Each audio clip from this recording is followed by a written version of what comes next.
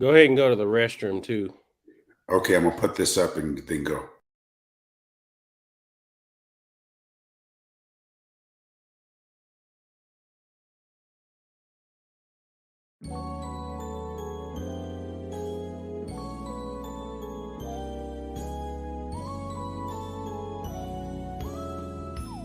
Having yourself a merry little Christmas.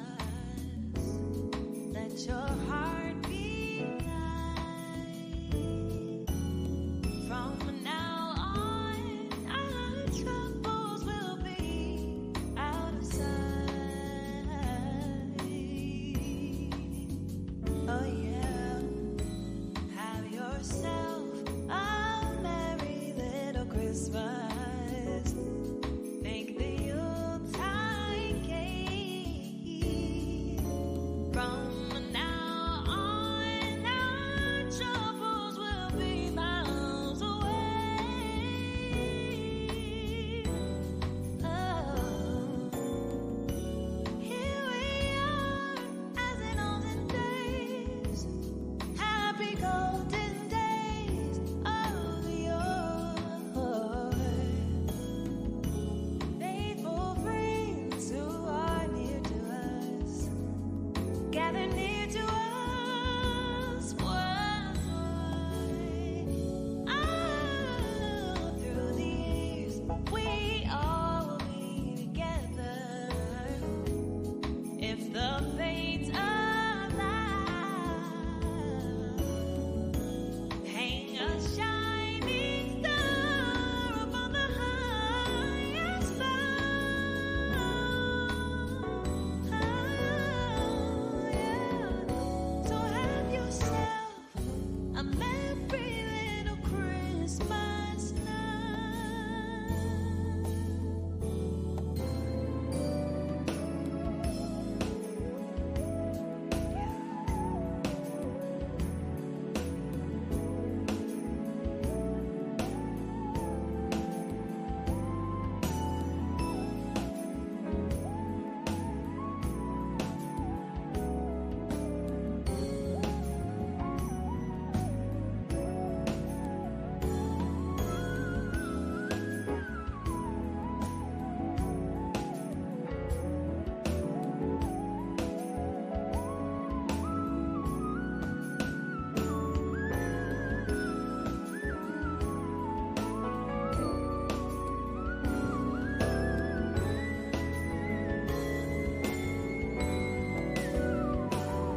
Oh, and here we are, as in olden days. Happy golden days of yore. Faithful friends who are dear to us, gather dear to us once more. Through the years, we'll all be together. If the fates allow,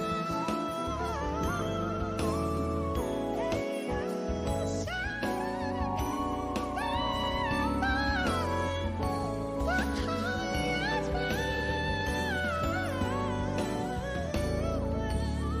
have yourself a merry little Christmas now. You are live, sir. Oh,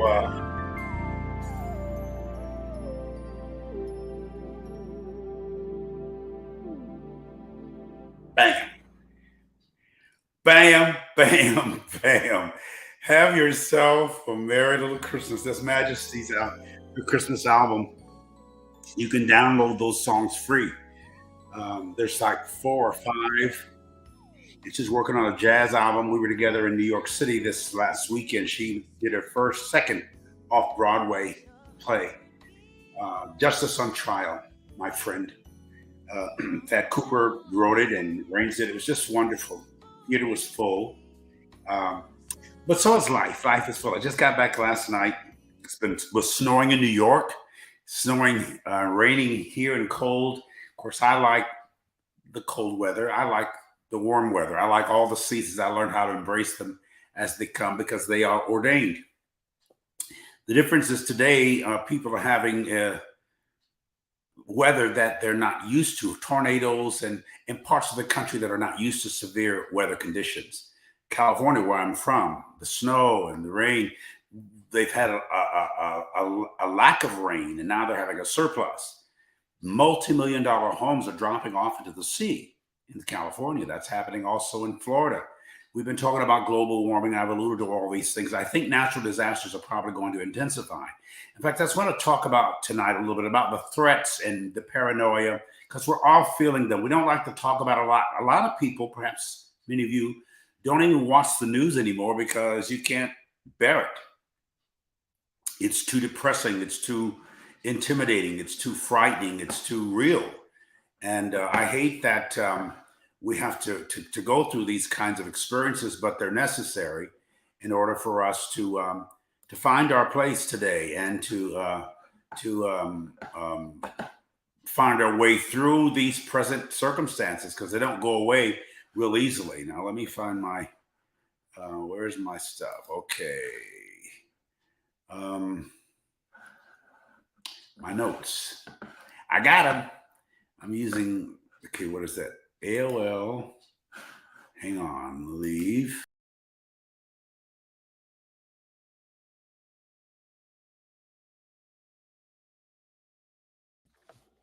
Bear with us. He hit the wrong button.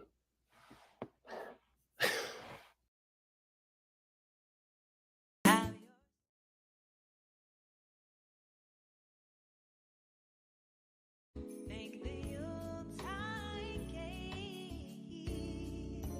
From now on, our troubles will be miles away. Oh, here we are, as in olden days, happy golden days of yore. Faithful friends who are near to us, gather near to us worldwide. Oh, through the years, we all will be together. What happened to, am I off Instagram? You're back on. Instagram too? Um, I don't think so. looks like it's paused for some reason. Yeah, because I went to your Text. Okay. Yeah. You had to log back in. You may need to log. Let's see. can y'all hear me on Instagram? Well, how do I get to my AOL? It should be at the bottom of the screen. You should be able to look at those icons, and it should. Or your AOL, is it in Safari? Yeah, it's right up at the top. It's in. I went there. Hey, David. Thank you, Carolyn, Vanessa, Kat, S. Johnson, Carolyn, Brad, Political Woodstock. You love it when it makes them say. You gotta love me, dude, because I make a whole lot of them. I do dumb stuff. I'm trying to find my. I'm gonna hit AOL, Malachi, and see if I go to my notes. That's fine. But if I push leave, and I don't want to leave, if I push Oh, leave, don't leave. Just hit leave. Yeah, hit AOL. well, I hit it, but it doesn't. You may need to lower this screen, the StreamYard screen. I don't know what you mean. Hit the yellow, red, yellow, and green at the top. Oh yeah, hit the yellow. Hit the yellow. But then everything goes away. All right, now see if you can go back to ALL. That was in Chrome, right? Yeah, but everything's in Chrome. If I go to go back to your Chrome, you must have it in another tab. Go ahead and go back to the Chrome at the bottom of the screen there. Okay, sorry you all. Whoever that brother likes my mistakes, enjoy yourself because I'm making a lot tonight. Sorry. Okay, mute, stop, setting. Every week this thing changes on me, and I have to do that. So let's see if you can open a new tab. Go to the top. and you'll hit File, and then you'll hit New tab. Okay, hang on. Chrome. New tab. There it is. Okay. Now we'll AOL. I had done that earlier. It's loading. Sorry, y'all. Y'all pray my strength in the Lord at all. All right, I got it. I write this stuff out. Here we go. Okay. Anyway, we're on, right? We're on. You go for it. Okay. Thanks so much for all of you. Instagram, Facebook, YouTube, wherever you're watching from. Thanks for joining me tonight for a short walkthrough. And two, as I like to say, better possibilities than fear, depression, paranoia in these seemingly threatening times. And I want to talk about handling threats. I believe that our best is still yet to come, but many people feel threatened in ways they've not felt it in a long time. A threat is something perceived as an attention or intention to inflict pain or injury, damage, or other hostile actions on you in retribution for something you've done or not done. Now, that's pretty much religion in general. I've dealt with that all my life, and I'm sure you have if you have faith and you fear God. And I'm not suggesting you should, but you have, even if you've shifted in your understanding of God, faith, and fear. But religion, for millions of people, subconsciously, religion and or God is basically that, a threat or a possibility for some, or probability for some, of doom, damnation, condemnation, condemnation. They all mean the same thing. It is my endeavor, though, with these programs and with these teachings of the last 20 years to help people, you and others, be delivered from or liberated from that deadly negative perception. Why? Because it has proven to be very destructive. I've been around it all my life, all my family on both sides for generations. And I've seen the paranoia. I've seen the psychosis. I've seen the mental illness among people I love and I know love me and love God and love the scriptures and love church, but they don't love themselves. They hate themselves, or they at least are suspicious of themselves. And indirectly, they're suspicious of God, of the love of God, of the continuance of the love, that God's love is, well, most people don't believe God's love is unconditional. And most people's love, or at least if you think love and like are the same thing, and they aren't. But if you think they're supposed to be, that you think because somebody loves you, they like you, or because they like you, they love you, love and like express themselves differently and varyingly. That's a whole nother subject that I'm not going to talk about tonight, but all of this is affecting our thinking. Paranoia is the unwarranted, or to some people warranted, or delusional belief that you're being persecuted or harassed or betrayed by others, occurring as part of a mental condition. You're conditioned to think that you are adversarial, or that you have a lot of adversaries who are out to get you, beginning with God or your parents or your spouse or your children or people you love and want to like you, and you feel they don't, or they might not, or for some reason they will quit. It's rampant in our country, in our culture today. People feel threatened by religion, by guns, by conservatives, by progressives or liberals, by Republicans and Democrats. They're threatened by government overall. They're threatened by viruses and politics and weather conditions and relationships, even heaven and hell. It's caused and is causing an increase in both homicide and even more in suicides in America today and across the world. There's tension everywhere, in every country, in every culture. People are rising up for their rights. The planetary alignments, which I shan't get into that tonight, but some of my observations, and I do study astrology and some parts of the zodiac because I'm interested in science as well as spirituality, and I see them as almost interconnected.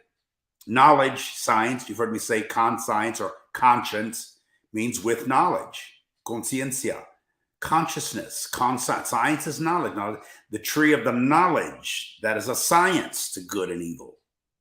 And these are stressful times in nearly every way.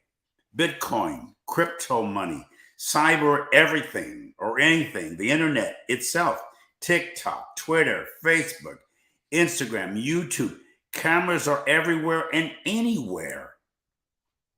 Culturally, we feel naked and vulnerable in ways previous generations couldn't have even imagined. I know I couldn't just a few years ago. The stretch and stress can feel pretty overwhelming, and I'm a man of faith.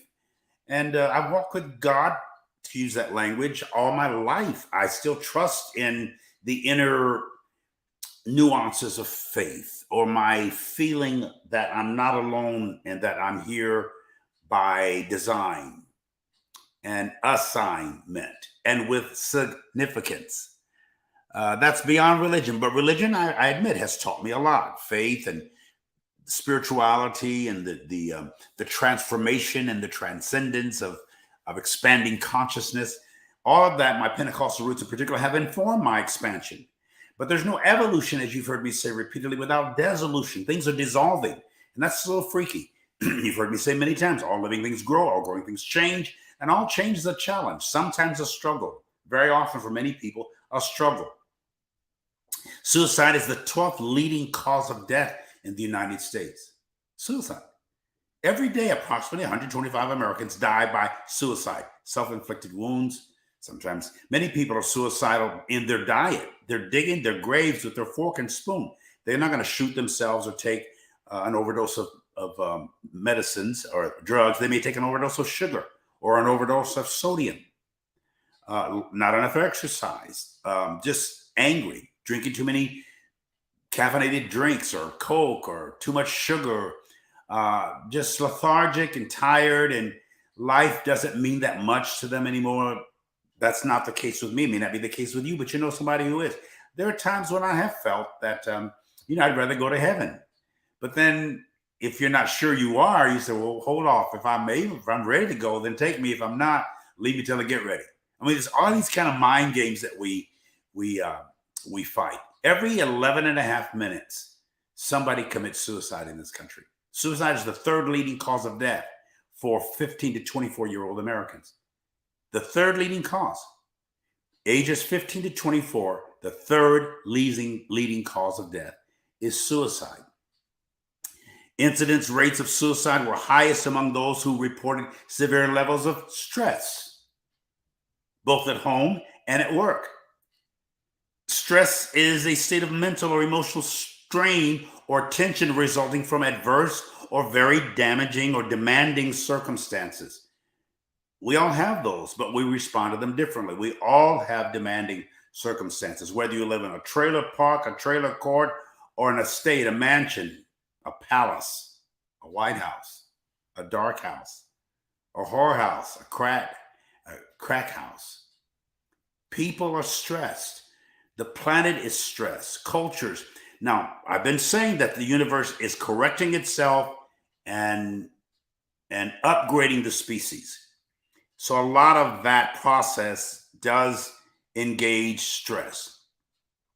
So after nearly, however, of 7 decades of living on this planet, I now deliberately and intentionally view a threat as nothing more than a thread to a larger hope and rope tying me to ultimate healing that's occurring in our world and in my life. That everything points to the restoration and perfection or maturity of my soul, of myself, of my maximized realities, and my best life, my best soul experience, my best thought processes or psyche. This is all important. Again, I see so-called threats as threads. And this thought hit me today in the shower. A threat is a thread. I had to stop and write it quickly because people are so threatened. I deal with threatened people. I get calls and emails and texts from people who are threatened by something. Divorce, sickness, obesity, lethargy, lack, repression, suppression, inflation, recession, threats everywhere you look. The weather, the world, church, preachers, creatures. Sometimes you can't separate the two. Stuff, shift, SHIFT, happens. And so, as you've heard me say many times, I'm always trying to help you get your shift together as I get my shift together, my shiftings, my changing, my evolutions together. I don't have all the answers. I'm working through and walking through them just like you are. So I see these threads as threads weaving me to a larger picture or portrait or tapestry of life, my life. Everything really does somehow work together. That is, I'm being woven to who I am on both the inside and the other side of the coin or code I am, and that we all are as human beings. We have inside, we have outside, we have other sides. It's not black or white. There's a lot of grays and in between spaces. Who's the other side of you? It's not necessarily an adversarial or opposite side. It's just another side, another aspect of who you are. We're all being forced to study aspects of ourselves that we may have ignored. Remember, ignorance is just that. It doesn't mean to not know. It means to not notice or refuse to make note of. There are things in your life that have always been there that you've skirted around and navigated around and negotiated around. And now you're having to face aspects of yourself and soul that you haven't in the past. I know I am. You would think by this age, I would have seen all of me that there is. I haven't. Now, you have toes and ears and earlobes, but a lot of people don't pay attention to their feet, especially their little toe. I get pedicures and stuff and manicures, but before I got them professionally, I did them myself. I study myself.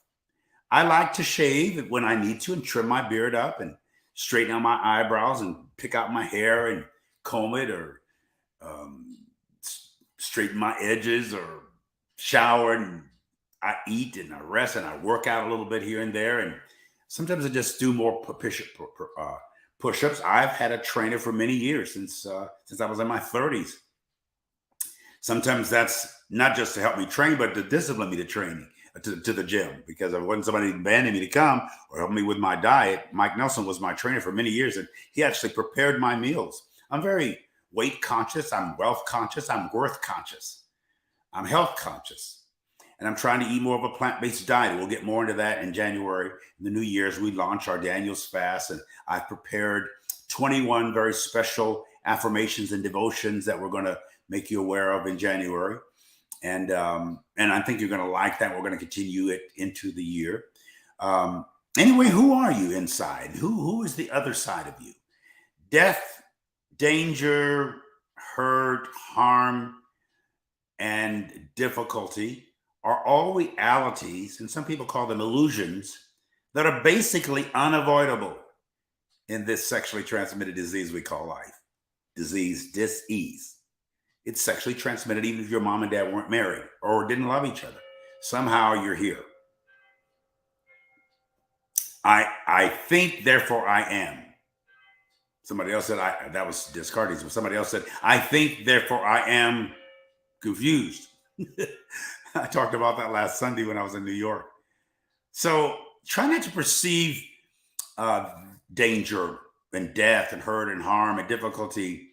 Try not to perceive them as so much a threat as an assigned and important part of the human experience in this dimension and perhaps in other dimensions.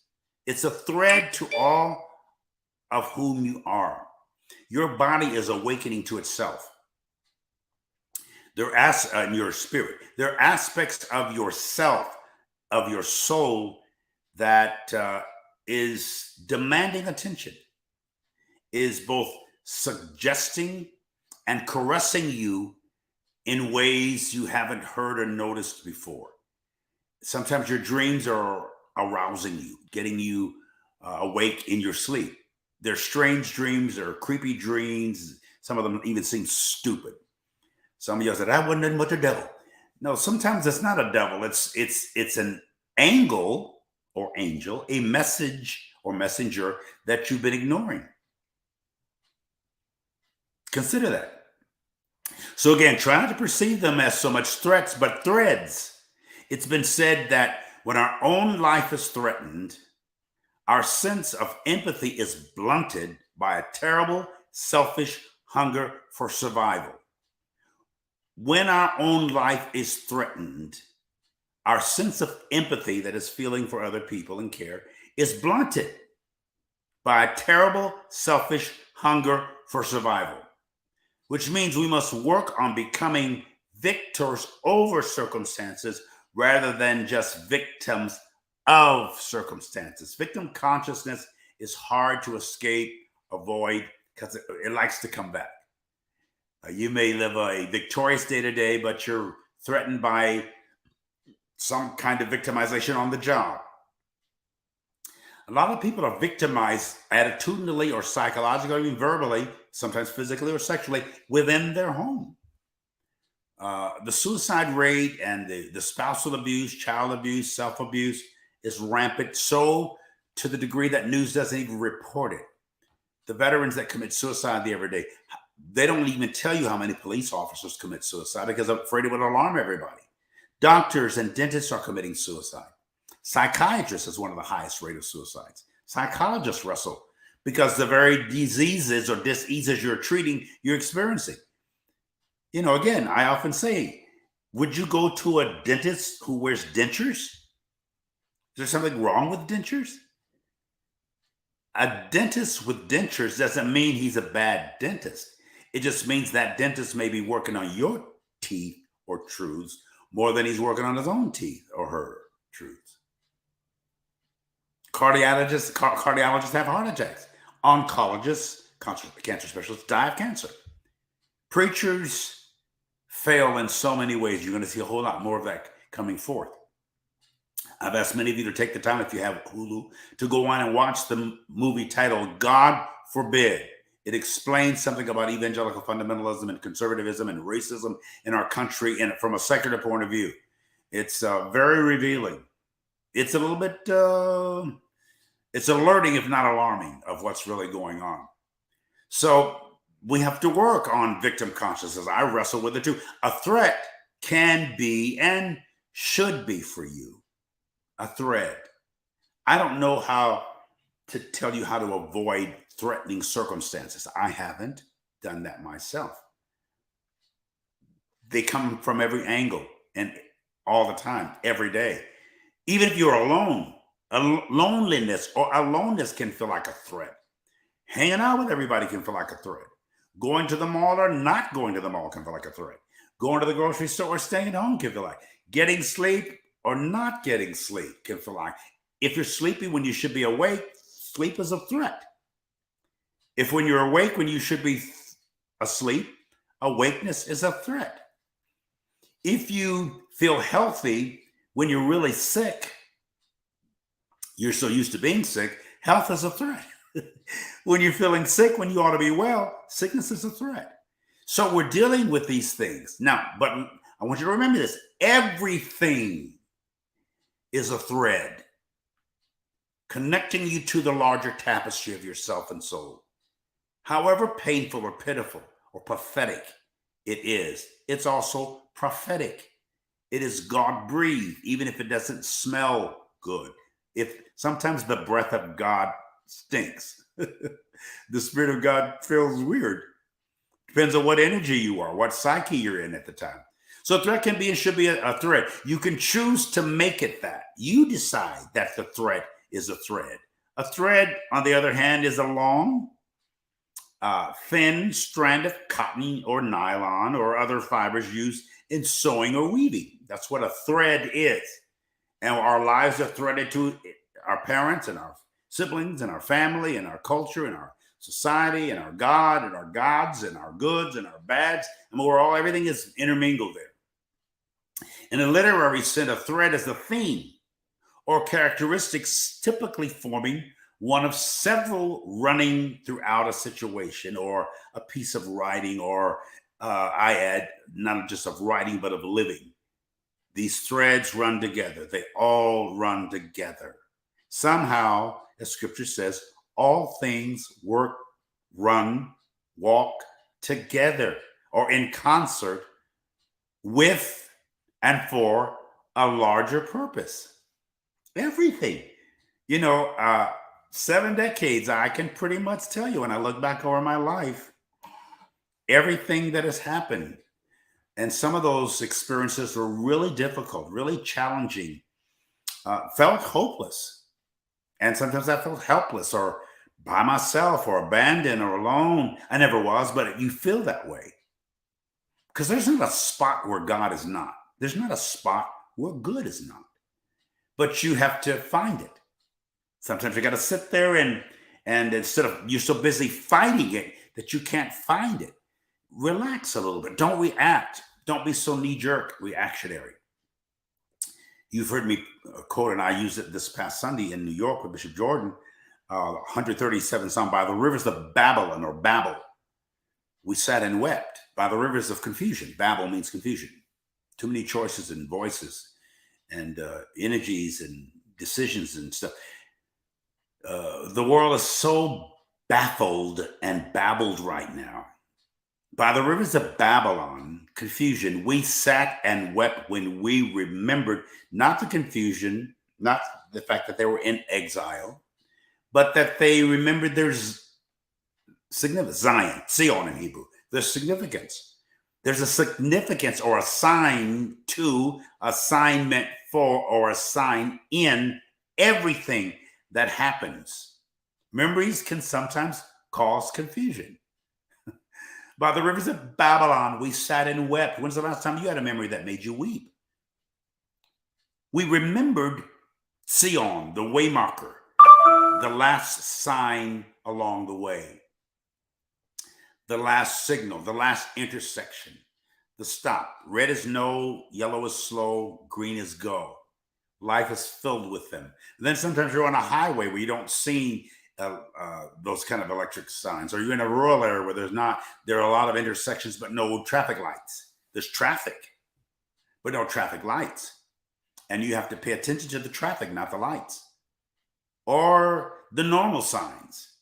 You have to pay attention to your senses, to your intuitive gifts. And there is a extrasensory perception that all of us have. You have an extra sensory, the five senses of sight, taste, smell, hear, touch, feel. The sixth sense is the extrasensory intuitive perception. The seventh sense is the sense of humor. We all have them. But in these times when there's so much ambiguity and things are not always as they appear, and they don't appear as they are, you better be able to go within so you don't have to go without. You've got to be more discerning, whatever it takes for you to get more discerning, prayerful, meditative, pensive, contemplative, to be still. To be still. And don't be guilty because you sleep or get sleepy. Some people, I'm that way. I like my room completely dark. I don't like a light in there at night. And in the daytime, though, what stimulates me is sunlight. When I sense the light, I want to get up. Not just wake up. I want to get up and get going because that sunlight says I'm missing something. I want to get out of there. But if I want to sleep in, I need the room to be dark because now I can fall asleep in the middle of the day. I can take a nap in the middle of the day. I sleep. Some people have trouble sleeping on planes. I've never had trouble sleeping on planes. And I've traveled all across the country for years. And when I go overseas, sometimes the flight is 16 hours. Now, I like when I'm going overseas, sometimes I do take sleeping aids so I can, if I'm anxious. The first time I went to London in 1972, I was so excited about going to London until I stayed awake the whole time. Sometimes you watch movies and stuff on the plane. I got to see all that. And then when you get there, it was time for us to go to sleep. And I was so wide awake, I couldn't sleep. And we had to shoot something with our television special the next morning. My fro was very crooked. Because I didn't get my stuff together. But anyway, I want to get back to this confusion. When's the last time you had a memory that made you weep, that made you sad, or made you somber, or made you sentimental? To be sentimental is to be prompted by feelings of tenderness or sadness or nostalgia. I'm having a lot of those. My mother's 93. She's having a lot of tender, sad, and nostalgic thoughts. She keeps asking about, where's my dad? And she says, where's daddy? She called her daddy and my daddy. So when my mom says, where's daddy? I say, which one are you talking about? Yours or mine? Because both of them are gone. And really, they're in the same place, whatever heaven is. but she's asking for her mother and her aunt, and very seldom for people who are alive. My mom's 93. I don't know how much longer we'll have her, but she gets restless. The other night, she was up walking around here. I had to put her back in bed, me and my brother, 8 different times. She was looking for little kids that were in distress, and she wanted us to go rest. It's good that we found her standing with the door open here with the cold breeze and rain looking for something. I didn't hear her at the door. The front door is closer to my room than it is hers. So, but that's anxiety. That's her and me. You know, I get sometimes worried. I found her on the floor here. I heard her fall. And then the other morning I went in the room and she was down on the floor and she's doing stuff. She gets up and starts fumbling around. She has dementia. And, but she's my mom, you know, and I'm going to be very sensitive to her. I remember her. I think of her. In her, I find a lot of my significance. I remember the instructions she gave me when I came to college, you know, 52 years ago, when she told me that I must sign my name Carlton D and start using my middle name some. And when I signed a check, and how to wash my clothes and darn socks, and because I was going to college, she literally taught me that, and how to separate the colors from the whites. And, you know, she was preparing me. I thought she was preparing me for just that one trip. She was preparing me for life. I never went back home to live after that college. But there was a lot of confusion. There is a lot in the world, despite often being feared or looked down on. Confusion is a very natural human emotion. Commotion, devotion. Some people are devoted to confusion because they're curious and they get confused in their process of learning. People don't usually expect too much from life. They just want to know they're not alone with being confused. Remember, I think, Descartes, therefore I am. He's quoting somebody else, actually.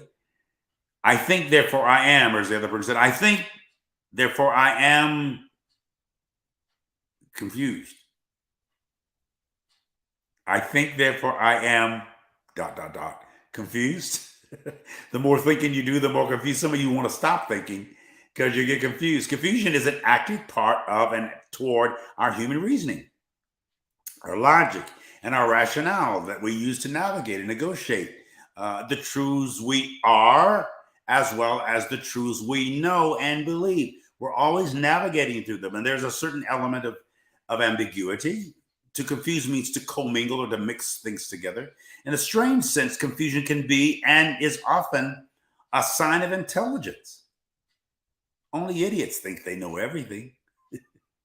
So I'm not going to keep you long tonight. I just want to tell you it's okay to be confused, and it's okay to have questions, and it's okay to feel a little restless from time to time. Relax if you learn how to in your restlessness. I've learned how to accept the fact that I cannot change a lot of what's happening in my life. I can change some things, and I do. I do what I can. I trust that God or the gods will do what I can't. But the things I can't change, I adjust to. Just because you can't change, that doesn't mean you have to complain. Adjust, shift, maneuver, manipulate. From the word manus, handle. The word Latin word for manus is handle or hand. Handle it. Deal with it. Sometimes it seems cold for somebody to say, deal with it, dude. That's what you have to do. Now, some people deal with it with substance abuse, joints and drugs and, you know, alcohol, or just a good big old piece of chocolate cake for the sugar. Or caffeine because you feel lethargic or lazy or afraid or whatever. We deal with various things various ways. Some of them are not healthy or constructive. They're destructive and unhealthy. But we will manage through that and find our place in space. You will. Don't be so hard on yourself. Be more heart, H-E-A-R-T, toward yourself than hard on yourself. Be direct. Be confrontive. Try not to be so combative. Manage it. Look at me. You're good. You can handle this. You got this. It takes a little time. Don't be threatened, except if you turn the threat, again, into a thread. See it as working to and through as you for you. You're powerful. You're amazing. You're magnificent. Can I tell you that? And you believe it? Even if you don't believe it, receive it. And don't say, well, you don't really know me. I don't have to know you. In the personal way that sometimes we know each other, I know you as a part of the species, the specialness. Species comes from special or special. We are special. We're unique. Human beings being human. I love you. Thank you for your support. Thanks for you that some of you have already started. If I was, some people say he's in that for the money. I'm not, because I don't get much. Not from this. I've been online for years, way before COVID, way before pandemic. Back when I was in Chicago, I was teaching online live. So it's not like I do this because I'm getting overwhelming amounts of money. I'm not. I should be by now. I should be getting thousands every time I come on here, like an offering or an honorarium. I spend an hour or so, on here, but I think I'm downloading all this stuff. I'm always writing, learning, trying to help you. You want to hear some of Majesty closing out singing one of the more Christmas songs from her album? And you can download all of them or Ed or one at a time. But I want you to hear this sweet baby girl of mine. I love her so much. Her song, her voice is sweet and extending all the time. Sometimes she jumps octaves. But this is for you. Listen to the song and we close it out. Thank you so very much. Don't go away. Listen to the song and I'll say goodbye in just a second. Go ahead, Malachi. Play it.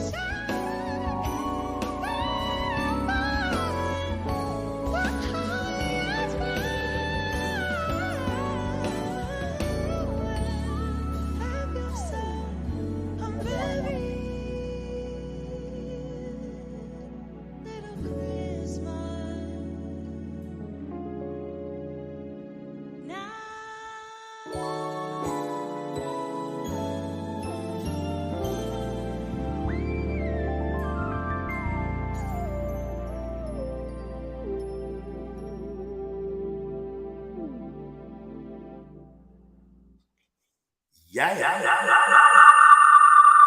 Sorry, I accidentally put 2 pages on. I don't know how to get this other one off.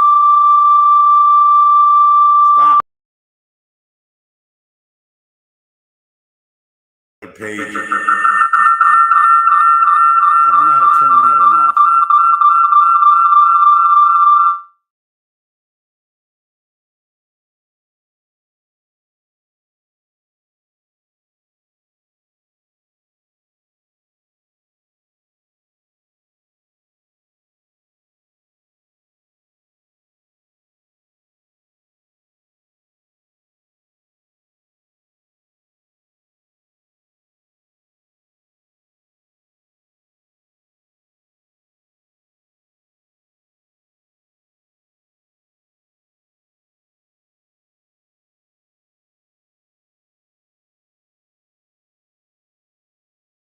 All the Don Jackson, Judah, are we still on or are we off Facebook?